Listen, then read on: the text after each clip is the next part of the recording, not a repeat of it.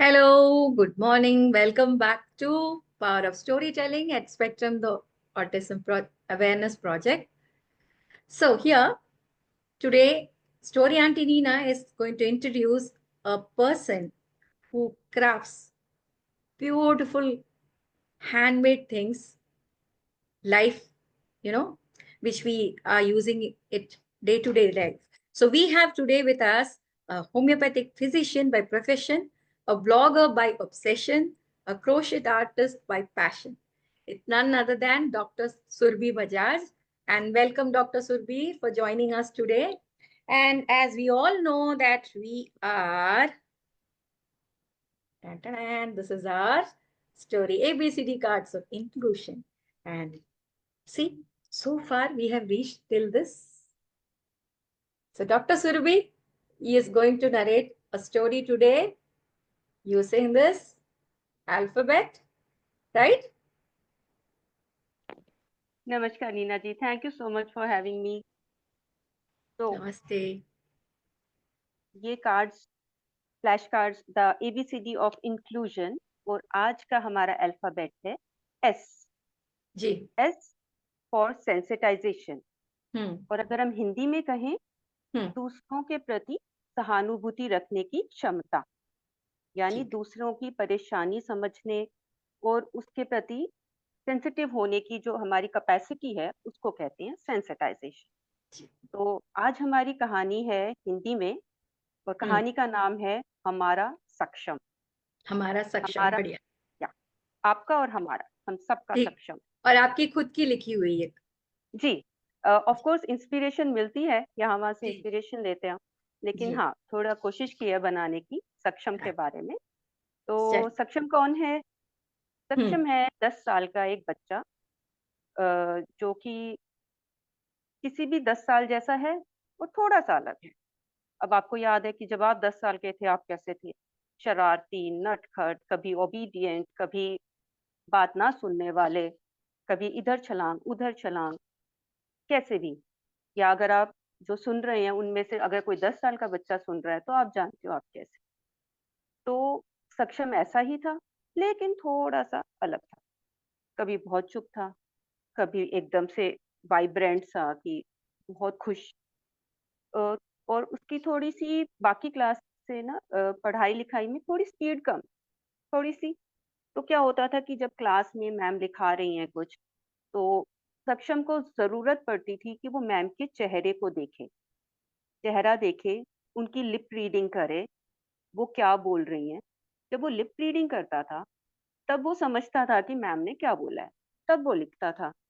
अब इस सारे प्रोसेस में क्या हो जाता था कि जब वो देख रहा है, तब वो लिख नहीं रहा, और जब वो लिख रहा है, तब वो देख नहीं रहा. तो वो बाकी क्लास से पीछे रह जाता था. अब जल्दी-जल्दी मैम तो आगे जा रही हैं, मैम नहीं रुक रही हैं. तो वो क्या करता था कि साथ वाले की कॉपी को अपनी तरफ थोड़ा-सा दिखाओ यार क्या चल रहा है. अब साथ वाला बच्चा स्पीड में भाग रहा है. तो साथ वाले बच्चे थोड़ा तो पेशेंस रखते थे, फिर कई बार वो इरिटेट हो जाते थे कि तुम बार-बार कॉपी खींच रहे हो, ऐसे मत करो. अब सक्षम तो पीछे रह गया है, वो क्या करेगा? ऐसे तो जितनी टीचर्स थी सारी समझती थी, सब जानती थी कि सक्षम थोड़ा-सा स्लो है बाकियों से समझने में, लिखने में, वो उसकी हेल्प करती थी, लेकिन क्लास के दौरान हेल्प कर पाना मुश्किल होता था. तो वो क्लास के बाद सक्षम को टाइम देती थी. लेकिन वो बच्चों से एक्सपेक्ट करती थी कि तुम कोऑपरेट थोड़ा करो सक्षम के साथ, थोड़ा-सा उसको हेल्प करो during the class, after the class. लेकिन बच्चे जो हैं, अपनी गति को सक्षम के हिसाब से कम करने में हिचकिचाते थे. थोड़ा कोशिश करते थे, मगर अपनी धुन में वो छोड़ो छोड़ो आगे चलो. अब सक्षम बेचारा थोड़ा सा पीछे रह जाता था बाकी के मामले में. ऐसा ही होता था जब कोई क्लास में बर्थडे पार्टी होती थी. सारे बच्चे धूम धड़ाका ये वो, चलो कैंटीन चलेंगे, वहां पे पार्टी करेंगे. अब सक्षम वहां पे भी थोड़ा धीमे था. तो बच्चे कोशिश ये करते थे कि सक्षम को पीछे छोड़ जाओ. अब वो चाहता भी था कि मैं भी सब चीज में इंक्लूड किया जाऊं, मगर वही बात कि उसकी स्पीड थोड़ी कम थी. तो बाकी बच्चे फटाक से निकल लिए, और सक्षम पीछे रह गया. अब इनकी क्लास में एक बच्चा था, रोहन. सबसे शरारती बच्चा, सबसे उधम मचाने वाला बच्चा. यानी मतलब जब भी क्लास में कुछ गड़बड़ होगी, कुछ बड़ी शरारत होगी, तो सब टीचर्स को पता है कि ये रोहन ही होगा, उसी ने किया होगा। तो एक दिन क्या हुआ, रोहन का बर्थडे। सारी क्लास खुश, सारी क्लास उसको विश कर रही है। सक्षम ने भी किया। रोहन ने कहा हाँ ओके थैंक यू। अब रोहन सबको कहता है कि चलो हम कैंटीन चल के पार्टी करेंगे। सक्षम एक्सपेक्ट करता है कि मैं भी जाऊं, मेरा भी दिल करता है। उसने कहा कि रोहन मैं भी चलूं। सक्षम कहता क्या तुम जब तक आओगे हम तब तक जाके वापस भी आ जाएंगे, तो तुम यहीं बैठो, मैं तुम्हारे लिए ना यहीं पे ले आऊंगा जो भी लेके आना है। तो सारे बच्चे जूम करके भाग गए कैंटीन की तरफ। सक्षम क्लास में अकेला रह गया। उसने अपना टिफिन खोला, खाना खाया। अब सोचा क्या करूं, तो वो लास्ट बेंच, क्लास का जो बिल्कुल लास्ट बेंच था, वहां जाके बैठा। थोड़ा सुस्त हो गया तो लेट गया। ये क्लास खाली थी, लेट गया। उसकी हल्की सी आंखें बोझिल हुई, उसको थोड़ी सी लगा कि नींद आने लग गई है। अभी थोड़ा ऐसे लगा ही था, आंखों में भारीपन, एक जोर की आवाज आई, धड़ाम, और शीशा टूटने की आवाज आई। तो सक्षम हड़बड़ा के उठ के बैठा। देखा तो क्लास की खिड़की के ऊपर जो वेंटिलेटर्स होते हैं, वहां पे एक पोर्शन बिल्कुल शीशे वाला था। वो पूरा कांच क्लास में गिरा हुआ। तो सक्षम ने हड़बड़ा के देखा कि ये क्या हो गया, कांच कैसे गिर गया। तो बाहर की तरफ नजर घुमाई तो क्लास के बाहर एक बहुत बड़ा पेड़ था। उस पेड़ पे बंदर बैठा हुआ था और बंदर के हाथ में एक पत्थर था। फिर सक्षम ने वापस क्लास की तरफ देखा तो देखा कि नीचे जो इतने सारे शीशे टूटे हुए हैं उनमें भी एक बड़ा पत्थर पड़ा है। अब सक्षम को समझ आया धीरे धीरे कि ये बंदर ने बाहर से पत्थर फेंका शीशे की तरफ, वो शीशा टूट गया। उतने में क्लास का जो रिसेस पीरियड चल रहा था वो भी खत्म हो गया। सारे बच्चे क्लास में वापस आने लग गए। भागता हुआ रोहन आया, रोहन के पीछे बाकी बच्चे आए, और पीछे पीछे जो उनके पीटी टीचर थे, स्पोर्ट्स टीचर, वो भी आ गए। उन्होंने शायद आवाज सुन ली थी बाहर से। अंदर आके देखा तो फर्श पे कांच ही कांच। अब पीटी टीचर ने एक सेकंड नहीं लगाया सोचने में कि कांच टूटा है और ये सामने रोहन खड़ा, यही होगा। तो सर ने एकदम से कहा, रोहन, तुम और तुम्हारे सारी ये जो पार्टी है, तुम्हारे ग्रुप के बच्चे, जहां देखो यही शरारत करते हैं।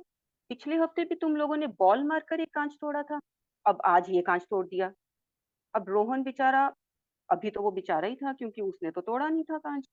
वो सर को देख रहा है और वो कांच को देख रहा है, कह रहा पर सर, मगर मुझे तो, सर तो सुन ही नहीं रहे। सर कहते आज तक का रिकॉर्ड है, जब जब क्लास में कुछ गड़बड़ हुई है, यू आर द कल्प्रिट, हमेशा तुम ही होते हो जो होते हो टीम में पीछे।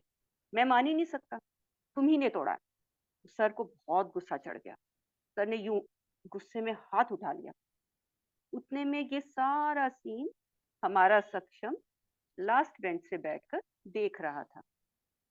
अब हमें पता है कि सक्षम थोड़ा सा धीमे से एक्ट करता है, किसी भी सिचुएशन में धीरे से रिएक्ट करता है, धीरे समझता है। लेकिन अब जब कांच टूटा था, उसकी समझ वहां से शुरू हो गई थी, क्योंकि कांच टूटता देखा उसने देखा कि किसने तोड़ा। सर आए, बच्चे आए, रोहन आया, सक्षम ने सब कुछ देखा। और जब तक सर का हाथ हवा में उठा, तब तक सक्षम को समझ आ गया कि उसे क्या करना है।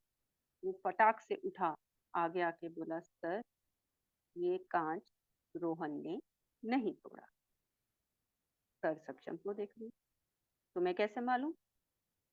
तो फिर उसने बताया कि सर, रोहन तो क्लास में था ही नहीं, आज तो उसका बर्थडे था और वो कैंटीन गया था, और मैं ही अकेला था जो कि कैंटीन नहीं गया था। मैं सो रहा था, सॉरी सर, मुझे नींद आ गई थी, मैं खाना खाया, मेरे को नींद आ गई, मैं पीछे सो गया लास्ट बेंच पे। मगर पत्थर की आवाज से मैं उठा, कांच टूटा मैंने देखा, और मैंने देखा कि बाहर एक बंदर था। उस बंदर ने सर मुझे लगता है पत्थर मारा, क्योंकि उसके हाथ में भी पत्थर था। तो सर ने कहा कि तुम पार्टी में क्यों नहीं गए? सक्षम, क्योंकि वो मैनिपुलेटिव नहीं है, वो बहुत सीधा बच्चा, जो दिल का साफ, जो अंदर वो बाहर। उसने सिंपली बोला कि हाँ सर, मैंने तो बोला था मुझे लेके चलो, मगर रोहन मुझे लेकर नहीं गया, तो इसलिए मैं क्लास में रह गया। तो सर ने कहा कि अच्छा, और अब अगर रोहन को मेरे से पिटाई पड़ जाती तो तुम्हें अच्छा नहीं लगता कि रोहन तुम्हें लेके नहीं गया पार्टी में और अब उसको पिटाई हो जाएगी तो तुम्हें अच्छा लगेगा? तो फिर हमारे सेक्शन ने बोला सर मुझे क्यों अच्छा लगेगा, रोहन की गलती है ही नहीं, उसने तो मारा ही नहीं था पत्थर, उसने तो कांच तोड़ा नहीं था, मैं ऐसे कैसे उसकी पिटाई होने देता, और मैं क्यों चाहूं कि उसकी पिटाई हो, उसकी गलती नहीं है तो सर पनिशमेंट नहीं मिलेगी। ये सब सुनकर रोहन और जो बाकी उसके साथ के बच्चे थे उनको थोड़ा रियलाइज हुआ, हालांकि 10 साल के बच्चे बहुत बड़े नहीं होते लेकिन उनको इतना समझ जरूर आया कि हम सक्षम की तरफ, वो हमसे थोड़ा अलग है, हम उसकी तरफ उतने सेंसिटिव नहीं हो पा रहे थे जितना हो सकते हैं, थोड़ा सा हम उसके तरफ केयरिंग हो सकते थे, थोड़ा उसकी ज्यादा हेल्प कर सकते थे। अब जब जरूरत आई, जब ऐसा मौका आया कि सक्षम अपना अंदर अगर कोई गुस्सा है वो निकाले हमारी तरफ, सक्षम ने ऐसा नहीं किया, उसने इस चीज की तरफ सेंसिटिव रहा कि हमारी गलती नहीं है तो हमें डांट नहीं पड़नी चाहिए। तब जाकर बच्चों को थोड़ा सा लगा कि नहीं, हमें भी थोड़ा सा अपने अंदर इस चीज को अवेयर करना चाहिए, हमें अपने आप को इस चीज को अपने अंदर जगाना चाहिए कि हम दूसरों की इमोशंस के प्रति थोड़े से ज्यादा सेंसिटिव हो जाएं। अगर कोई हमसे अलग है, थोड़ी हमारी हेल्प चाहता है, हम उसको दें, कोई बड़ी बात नहीं है। और उस दिन जब सर मान गए कि हाँ सक्षम कह रहा है तो शायद रोहन ने कांच नहीं तोड़ा, तो सर ने कहा ठीक है, मान गए, सर क्लास से चले गए। और फिर रोहन ने आगे बढ़कर सक्षम को गले लगाया और जितने बच्चे थे सबने एक ग्रुप हडल किया, ग्रुप हग किया सबने, और सबने चिल्लाए कि हाँ हमारा सक्षम आज से, ये सक्षम आज से हमारा सक्षम है, और आज से हम सब एक दूसरे का साथ देंगे, एक दूसरे की हेल्प करेंगे, एक दूसरे की जरूरतों के प्रति थोड़े से सेंसिटिव हो जाएंगे।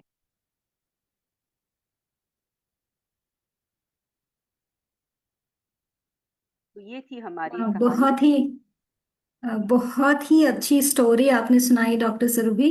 और विद दिस स्टोरी हमको समझ में आया कि अगर हम सभी लोग थोड़ी थोड़ी सी अपनी समझदारी का इस्तेमाल करें और सब एक दूसरे का साथ दें, तो हम सब एक ऐसा एनवायरनमेंट क्रिएट कर सकते हैं एक दूसरे के लिए जहां सभी लोग इंक्लूडेड हों। सिर्फ जरूरत है थोड़ा सा सेंसिटाइज होने की, जरूरत है थोड़ा सा संवेदनशील होने की। So thank you so much for this beautiful story. और हम अगले हफ्ते एक और नई स्टोरी के साथ जुड़ेंगे और इस बार हमारा लेटर होगा टी। सो देखते हैं टी से एबीसीडी ऑफ इंक्लूजन में हमें क्या स्टोरी सुनने मिलती है और कौन सा नया स्टोरी टेलर हमारे साथ जुड़ता है। आज हमारे साथ जुड़ने के लिए आपका बहुत बहुत धन्यवाद। Thank you so much. आपका बहुत बहुत धन्यवाद मुझे ये मौका देने के लिए, आपके प्लेटफॉर्म के साथ जुड़ने के लिए। And It's always a pleasure learning and listening from you, Dr. Surabhi. Thank you so much once again.